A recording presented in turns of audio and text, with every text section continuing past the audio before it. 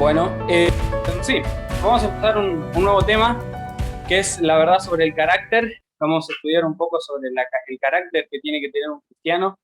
Vamos a aprender mucho de lo que se refiere, el significado, concepto de carácter, qué es lo que revela, de dónde se obtiene, y vamos a estudiar específicamente este rasgo, este carácter, que es la santidad. Muy bien, vamos a empezar definiendo algunas cuestiones del carácter primero.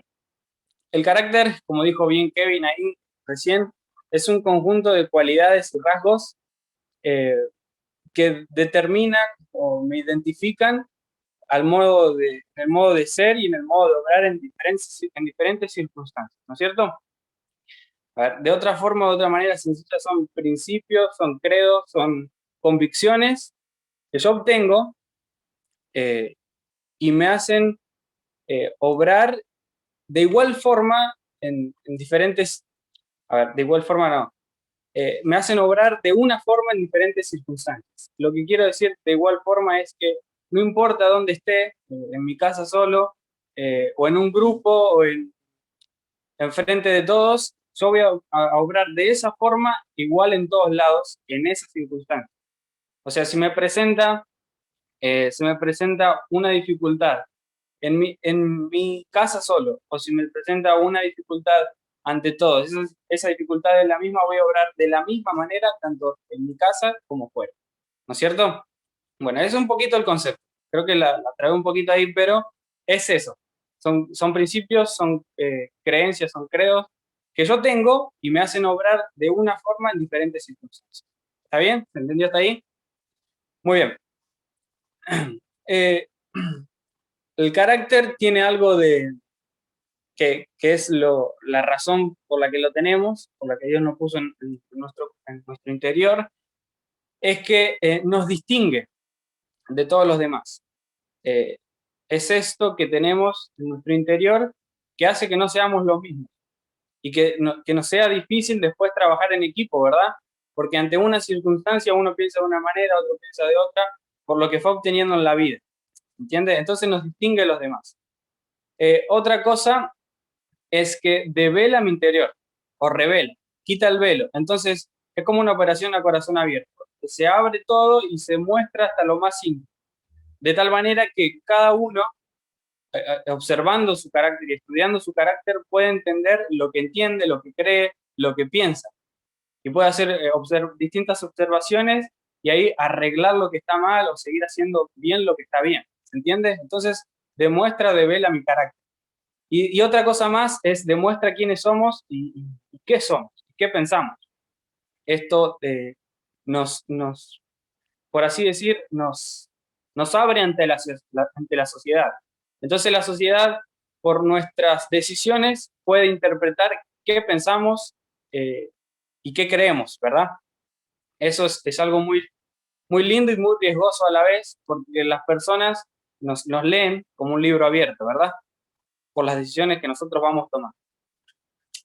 Ahora, ¿de dónde se obtiene esto el carácter? Porque no hay ninguna hormona, ningún sistema en nuestro organismo, no hay ningún órgano en nuestro cuerpo, ni la mente misma que produzca esto que es el carácter, ¿verdad? Sino que se, se, se obtiene de dos cosas.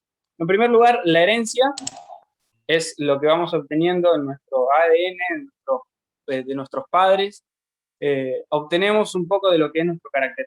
Eh, charlando un poco con mi abuelo y contando un poco de dónde vinimos, nuestras generaciones, él me contaba que nosotros, yo y mis hermanos, somos sexta generación de personas que vinieron desde Italia.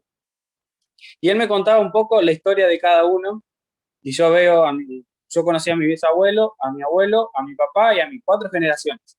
Y yo las comparaba y en el momento de presión actuamos como con ira y con enojo.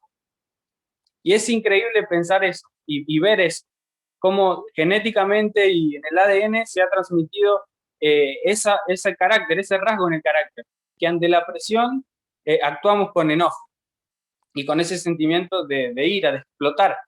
Entonces, una de las formas del carácter que obtenemos el carácter es esto, genéticamente, nuestro ADN. Y en segundo lugar, Aquí quería dar un ejemplo bíblico para que podamos entender eso, si no se entendió. Se lo ve a Abraham, Isaac y Jacob, y también los hijos de Jacob, que ante momentos de presión ellos actuaban con mentira. Por ejemplo, Abraham cuando desciende a Egipto, él miente de su mujer. Así también Isaac en Gerar, cuando le miente a Abimelech, también de su esposa. Después lo vemos a Jacob, en un momento de presión, él engaña a su padre, le miente.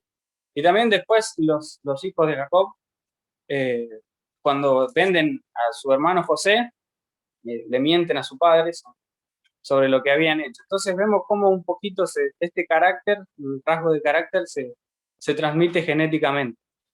También una segunda forma de obtener el carácter es aprendiendo. Eh, el carácter tiene una cualidad que es moldeable. Eh, mi presente nunca determina mi futuro en lo que soy. ¿Se entiende? El carácter es así. Entonces, yo puedo educarlo de cierta forma, se puede decir, leyendo, aprendiendo, estudiando, en diferentes circunstancias que se me presentan, viendo, observando. Entonces yo puedo educar ese carácter y transformarlo, moldearlo a la manera y el modo que yo quiero que él sea para que me lleve a diferentes, a resolver diferentes circunstancias, ¿entiendes? Entonces se obtiene a través de nuestra genética y se obtiene a través de aprender también, de estudiar. Entonces, se entendió que es un poquito qué es el carácter, ¿verdad?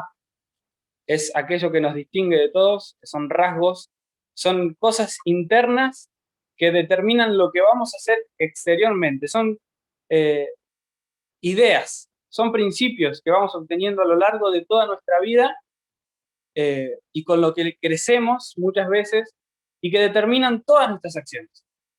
Aunque no pensemos, nuestro inconsciente ya las tiene preparadas y en esa ocasión vamos a reaccionar de esa forma que está en nuestro interior, ¿verdad? Así que es fundamental y es lindo que estudiemos este tema. La verdad que felicitarlos a los líderes porque es primordial entender qué es el carácter y empezar a educarlo para bien. Entonces vamos a hablar un poco de la santidad. Les invito a que me acompañen a Primera de Pedro.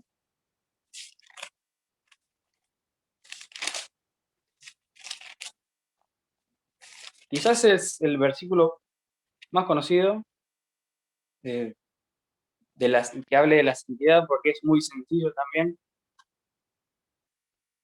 y determina muchas cosas. Por lo menos a mí me hizo entender muchas cosas. La verdad cambiaron muchas cosas en el modo de ver y de pensar en cuanto a la santidad. Yo pensaba que la santidad era una acción, ¿verdad? Pero el versículo dice 1:16 de Pedro, ¿verdad? Porque escrito está, sed santos porque yo soy santo. ¿Cuál es el verbo aquí? A ver que alguien me lo diga. Sigamos interactuar. Sed, ¿no? Perfecto. Muy bien. Sed santos porque, ahí está, yo soy santo. Entonces vemos que la santidad no es una acción, ¿verdad? No es una acción, sino que es el resultado de varias acciones. ¿Está? ¿Se entiende? Es un estado, es una condición a la que se llega por obrar de diferentes maneras. Entonces, la santidad no es una acción así sencilla, sino que es un estado, es una condición a la que yo llego por diversas acciones que voy haciendo. ¿Entiende? Entonces, a ver, le voy a poner un ejemplo para que lo podamos entender y sea más claro. Vamos a tomar este versículo. Sed sabios porque yo soy sabio. El verbo es sed porque yo soy. ¿Se entiende? Sed y soy. Y a lo que se quiere llegar, o el adjetivo aquí, igual que santo, es sabio.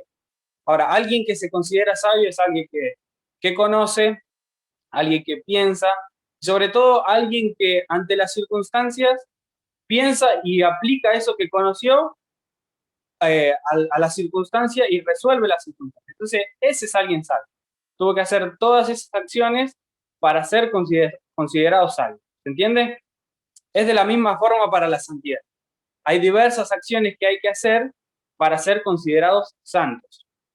Muy bien. Yo anoté un poco una definición que me gustó. Es ser físicamente puro, escuchen bien, lo voy a repetir después, ser moralmente sin culpa y ser religiosamente consagrado. Esto es lo que nos va a acompañar a lo largo de ahora en más para que podamos entender un poco la santidad. Es físicamente puro, moralmente sin culpa y religiosamente consagrado. ¿Entiendes? Entonces, la santidad se trata de limpieza, de pureza, de ser sin tacha, sin mancha. ¿Viste? Cuando uno escucha una prédica de la santidad, siempre es común escuchar que la santidad es apartado, ser apartado. ¿Se entiende? Pero la verdad, esa no es la mejor definición, porque ese es el resultado de la santidad y no el significado de la santidad. El significado de la santidad es esto: ser físicamente puro, ser sin tacha, hablando moralmente, y ser espiritualmente o religiosamente consagrado a Dios. Y esto, haciendo esto, vamos a lograr estar apartados del mundo, estar apartados moralmente. ¿Se entiende? Está bien decir que la santidad es estar apartado, pero nos dejamos de lado todo lo demás, todas las acciones que nos llevan a esa conclusión. Ahí vamos. Ahora, es necesario hablar de la santidad de Dios. A mí se me complicó, la verdad, ver la santidad de Dios. Mucho. ¿Por qué? Porque tendríamos que estudiar y leer la Biblia de completo. ¿Se entiende? Entonces, lo que yo hice, para simplificar un poquito, es ver la vida de Cristo. Se nos dice en Colosenses 1:15 que Cristo es la imagen de Dios invisible, el primogénito de toda creación, y Juan en el capítulo 1 también dice que Cristo es la cara de Dios, así, en simple palabra. Entonces, cuando vemos a Cristo, vemos a Dios. Es un principio claro en la Escritura. Entonces, vamos a ver un poco la santidad en la vida de Cristo con estos tres rasgos: en su moral, en su físico y también en su forma espiritual. Ese es rasgos de la santidad que abarca tanto mi cuerpo como mi mente y también mi parte espiritual. Entonces, busqué ejemplos ahí, y si uno busca en su forma corporal Cristo, uno lo ve que traen a los fariseos, traen a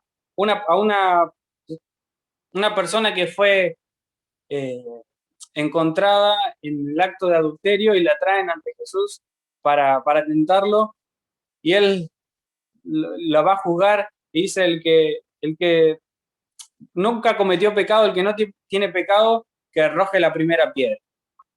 Entonces sabemos que ninguno arrojó la piedra ahí, se fueron todos. Entonces la chica se da vuelta y él se para, levanta su rostro y le dice: ni yo te juzgo, vete y no peques más. Entonces Jesús estaba diciendo aquí: yo te podría juzgar, es decir, yo no tengo pecado, pero no te juzgo. Él estaba diciendo, estaba diciendo que tenía la autoridad para poder juzgar, pero no lo hacía. En otra ocasión, Jesús dice que bajan un cojo del techo, y él da a entender en esos versículos, si uno se pone a leerlo, que él tiene el poder para perdonar pecados. Incluso lo levanta diciendo esta frase: tus pecados te son perdonados, levántate y anda. ¿Se entiende? Entonces, él al decir esto, estaba diciendo que tenía incluso el poder sobre el pecado. ¿Se entiende? Entonces, esto daba a entender que Cristo nunca pecó. Entonces, él, en primer lugar, fue físicamente puro. Incluso lo vemos cuando va a la cruz, va de Anás, de Caifás, va al pretorio, va de Poncio Pilato, y le pegan, lo pillan, le dan latigazos, lo escupen, de todo, y él, dice la Biblia, que enmudeció, cayó, no respondió mal por mal. Y ahí vemos el carácter de Dios, santo. Primeramente, en su físico, en su modo de obrar. En segundo lugar, él en el Sermón del Monte, cuando está enseñando a ese grupo de personas, él dice: no he venido a abrogar la ley, sino a cumplirla.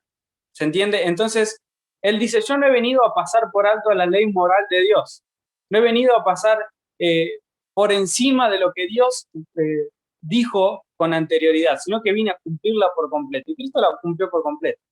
Y ahí vemos cómo Él moralmente estaba siendo santo para Dios, estaba siendo limpio, cumpliendo por completo. Y después, si uno estudia la vida de Cristo, vemos con pureza cómo Él se aplica a cada ley y a cada precepto y se mantiene firme ahí. Y por último, religiosamente separado para Dios, consagrado. Lo vemos en su vida desde chico, cuando sus padres descienden a Jerusalén para la Pascua. Después de que pasara esa semana, sus padres vuelven y dice que no encuentran a Jesús cuando ya estaban llegando y deciden volver a Jerusalén. Y lo encuentran a Jesús en el templo sentado enseñándole a los maestros. Y les dice a sus padres, ¿no sabéis que en los negocios de mi padre me es necesario estar? Entonces él ya demostraba desde chico que él se iba a dedicar y consagrarse a Dios. Y después, en su vida, después de que haya buscado a los discípulos, que ya se haya bautizado, lo vemos como de mañana se dirigía a los montes a orar en la presencia de Dios, y durante el día, cómo se disponía a ayudar a las personas y a predicarle el evangelio del reino de los cielos. Entonces vemos a un hombre completo en la santidad, totalmente puro, limpio. Él, en su manera de obrar, fue santo, en su manera de pensar fue santo, y en su manera de conexión con Dios y entregarse a Dios fue santo. Él fue limpio y fue puro. Entonces, como Jesús es la cara visible de Dios y Él fue santo, Dios también es santo. Incluso su palabra lo determina en diferentes afirmaciones. Incluso esta afirmación de 1 de Pedro 1:16 viene del Antiguo Testamento, que está en Levítico 11:44. Entonces, hay un montón de archivos y de recursos para decir y hablar de la santidad de Dios. Dios es santo, no hay vuelta que dar. Ahora, ¿cómo se comunica eso a nosotros? Muy bien. Pablo, hablando a los Corintios, dice en el versículo 2, dice a la iglesia, 1 Corintios capítulo 1, versículo 2, a la iglesia de Dios que está en Corinto, a los santificados en Cristo Jesús, llamados a ser santos. Entonces, cuando se habla de la santidad, en el tiempo en que vivimos, se habla de una doble santidad. Los teólogos la definieron, la propusieron como santidad posicional y santidad práctica. Una viene de Dios y otra es disposición del hombre. Y sin una no existe la otra. Es por eso que vamos a estudiar primero la santidad posicional. Es la santidad que Dios otorga, es la santidad que llega una vez en nuestra vida y dura para siempre. Ahora, Cristo crea al hombre, Dios crea al hombre, crea al mundo, y Adán y Eva eran santos, porque uno los ve desnudos y ellos no se dan cuenta, eran físicamente puros, limpios de mente. Después cuando lo ve, que ellos no discernían entre el bien y el mal, solo después de que comieron del árbol. Entonces es decir que en sus pensamientos ellos eran puros y estaban consagrados a Dios porque caminaban en el huerto del Edén con Dios mismo. Entonces vivían en la presencia de Dios. Incluso el huerto del Edén después es símbolo de la presencia de Dios. Entonces podemos ver que Adán y Eva en el Edén, el principio de la creación, ellos eran santos. Al momento de pecar, el pecado es el enemigo justamente de la santidad. El hombre se revela a Dios y Dios los expulsa directamente desde el huerto del Edén. Los expulsa de su presencia.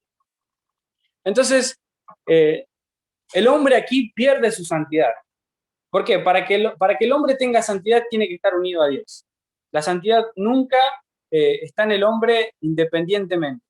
Siempre tiene que estar ligado a Dios para que el hombre pueda llegar a ser santo, porque Él es la fuente de la santidad. ¿Se entiende?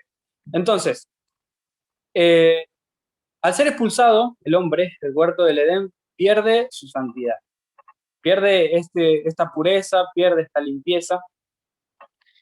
Eh, Sin embargo, nosotros viendo desde el futuro y leyendo las Escrituras, vemos cómo Dios sigue trazando puentes en la historia y llegamos a Abraham, en donde Dios por medio de una propuesta en forma de afirmación también le dice: sal de tu tierra y de tu parentela a la tierra que yo te diré, que yo te mostraré.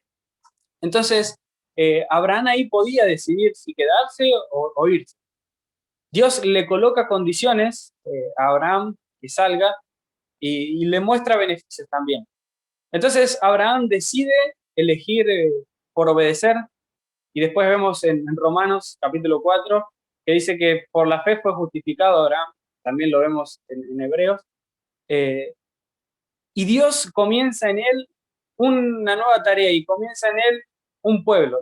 Y a lo largo de todas las escrituras, ahora le voy a decir que me acompañe en un versículo, vemos cómo Dios, si bien trabaja en todo el mundo, Él está interesado en todas las personas, en relacionarse con todo el mundo, escoge a un pueblo, pero no porque Él quiere, sino porque ese pueblo ha determinado decir que sí a las condiciones de Dios. Abraham podía haber dicho que no a lo que Dios le había pedido y hubiera quedado ahí, solamente como alguien más. Pero al decir que sí a lo que Dios le había propuesto, él comienza a ser un escogido de Dios. Les invito a que me acompañen a Deuteronomio capítulo 7, para ver un poquito más esto de la santidad posicional. En Deuteronomio capítulo 7, en el versículo 6, dice así: porque tú eres pueblo santo para Jehová tu Dios. Jehová tu Dios te ha escogido para hacerle un pueblo especial, más que todos los pueblos que están sobre la tierra. No por ser vosotros más que todos los pueblos os ha querido Jehová, y os ha escogido, pues vosotros erais el más significante de todos los pueblos, sino por cuanto Jehová os amó y quiso guardar el juramento que juró a vuestros padres. Os ha sacado Jehová con mano poderosa y os ha rescatado de servidumbre de la mano de Faraón, rey de Jehová. Entonces, aquí Dios le presenta: ustedes son un pueblo santo, un pueblo consagrado y es un pueblo apartado. Porque no porque ustedes sean más que nadie, sino porque Dios tiene el respeto, dice, ¿eh? Sino por cuanto Jehová os amó y quiso guardar el juramento que juró a vuestros padres. Está hablando aquí de los padres de Israel, justamente. Entonces, esos juramentos que Dios había hecho a Abraham, que Abraham toma por la fe, determinan esta elección, esta santidad posicional del pueblo. Y esta misma santidad se extiende hoy a nuestra historia.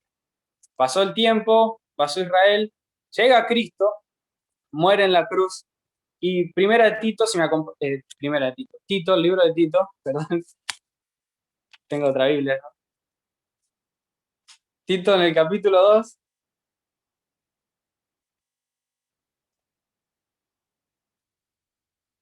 en el versículo 14 dice, hablando de Cristo, quien se dio a sí mismo por nosotros para redimirnos de toda iniquidad y purificar para sí un pueblo propio, celoso de buenas obras.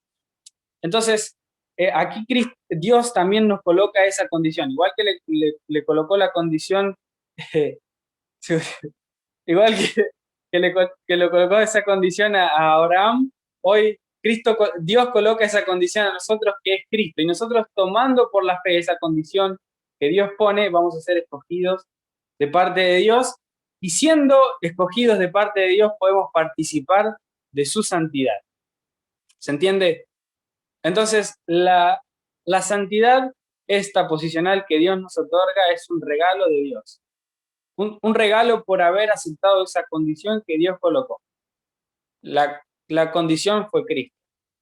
Y nosotros, habiendo tomado por la fe su gracia, hoy pasamos a ser parte de su familia y somos en la presencia de Dios Santo. Él nos ve por medio de Cristo a todos nosotros y nos ve como un pueblo santo, un pueblo sin mancha, un pueblo puro, un pueblo apartado. Y esto de la santidad posicional nos otorga el beneficio de tener una relación con nuestro Padre, de poder tener una relación con el Creador. Ahora, no se puede llegar a la santidad práctica sin pasar por la santidad posicional. ¿Se entiende? Si uno no obtiene primero la santidad posicional por la fe, nunca va a poder llegar a ser santo en la practicidad. ¿Sí? Es necesario que primero obtengas a Cristo por la fe y luego pasarás al, vamos a decir así, al siguiente nivel, es la santidad práctica. Muy bien. ¿Qué es la santidad práctica? Se trata del diario vivir. Es mis acciones en mis circunstancias. Y aquí es donde entra también un poco el carácter, donde debemos moldearnos para obrar bien en diferentes circunstancias. Justamente su nombre lo determina, es práctica porque se trata de todo lo que vamos haciendo en nuestra vida, ¿verdad? En lo que vamos viviendo, en las circunstancias que se nos van presentando y en las decisiones que vamos tomando para resolverlo. Ahora, ¿cómo hago yo para ser santo en mi diario vivir? ¿Cómo hago yo para en mis situaciones y circunstancias que se me representan poder responder de una manera santa? Bueno, se dice que debemos vivir apartados del mundo. Efesios, me acompañan, determina cómo no tenemos que vivir. Efesios 2.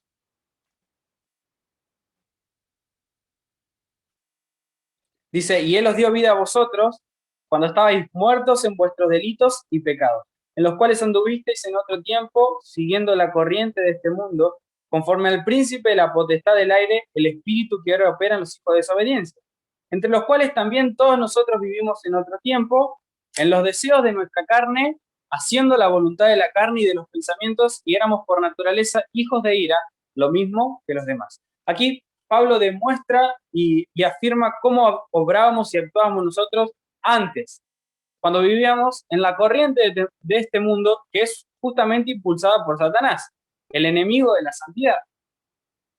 Y dice, ustedes obraban haciendo la voluntad de la carne y de los pensamientos.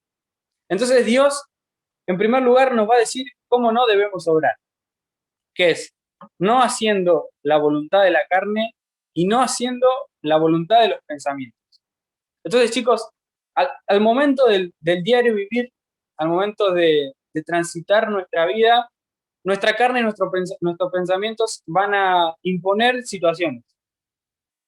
Y lo que debemos nosotros hacer es obviar, es huir, dejar de lado eso que nos presentan nuestra carne y nuestros pensamientos. Debemos poder sobreponernos y poder someternos a Dios por medio de su Espíritu. Y en los pensamientos, según marca Filipenses, capítulo 4, dice 4:8, por los demás hermanos, todo lo que es verdadero, todo lo honesto, todo lo justo, todo lo puro, todo lo amable, todo lo que es de buen nombre, si hay virtud alguna, si hay algo digno de alabanza, en esto pensar. Poder poner filtros en nuestra vida que nos ayuden ante los pensamientos, poder tomar buenas decisiones, poder quitar esos pensamientos de lado. Justamente colocar ese filtro para que los pensamientos malos no tomen obra, no tomen acción en nuestro diario vivir y así poder tomar buenas decisiones. Entonces, en nuestro diario vivir, para ser santos, lo que no debemos hacer es hacer caso a tu voluntad de tu carne y no hacer caso a la voluntad de tus pensamientos. ¿Por qué? Porque no tienen un buen, eh, no tienen una buena fuente, por así decirlo, porque ellos provienen del antiguo hombre que ha quedado en nosotros, ese hombre del cual habla Pablo, ¿quién me librará de este cuerpo de muerte? En Romanos 7. Entonces, ese cuerpo que odia a Pablo es el que ha quedado en nosotros después de que hemos aceptado a Cristo, después de que hemos pasado por esa santidad posicional, pero sigue en nosotros. Ese que explica Santiago en el capítulo 1, en el versículo 7, Eh, 1, versículo 13, perdón, y 14, dice, si alguno es tentado, no diga que es tentado de parte de Dios, sino que es tentado cuando de vuestra propia concupiscencia sois atraídos y seducidos. Y esa concupiscencia es lo que ha quedado en nosotros, en nuestro interior. Son los restos del viejo hombre, de lo que éramos. Pero uno tiene que saber, eh, eh, por así decir, educar, poder con lo que aprende de las escrituras, poder ponerlo sobre encima y poder pasar eso por el filtro de las escrituras y poder obrar bien. ¿Se entiende? Entonces, lo que no debemos hacer es obrar nuestra carne y obrar nuestros pensamientos, ¿sí? Y lo que sí debemos hacer, fíjense, Juan, en el capítulo 17, en la oración sacerdotal de Cristo, Él va a orar al Padre por nosotros, sus discípulos, y Él va a decir, santifícalos en tu verdad, tu palabra es verdad. Y yo estuve cuando ustedes aprendieron un poco sobre la verdad absoluta, y justamente las escrituras son la verdad absoluta. Y Cristo aquí está hablando de esa verdad absoluta. Santifícalos en tu verdad, la única verdad. Tu palabra es la verdad. Entonces, si queremos vivir de una manera santa, de una manera pura, limpia, si queremos ser humanamente, físicamente puros, si queremos ser moralmente sin culpa, si queremos ser consagrados a Dios en nuestra manera religiosa, debemos abocarnos a las escrituras, día y noche. No por nada Dios les dijo a los reyes de Israel, cuando te sientes en tu trono, debes transcribir las leyes todos los días. Debes agarrar la ley de Dios y transcribirla, porque Dios sabía que en su ley estaba la verdad, y en su ley está el bien caminar de los hombres, está el buen camino de los hombres.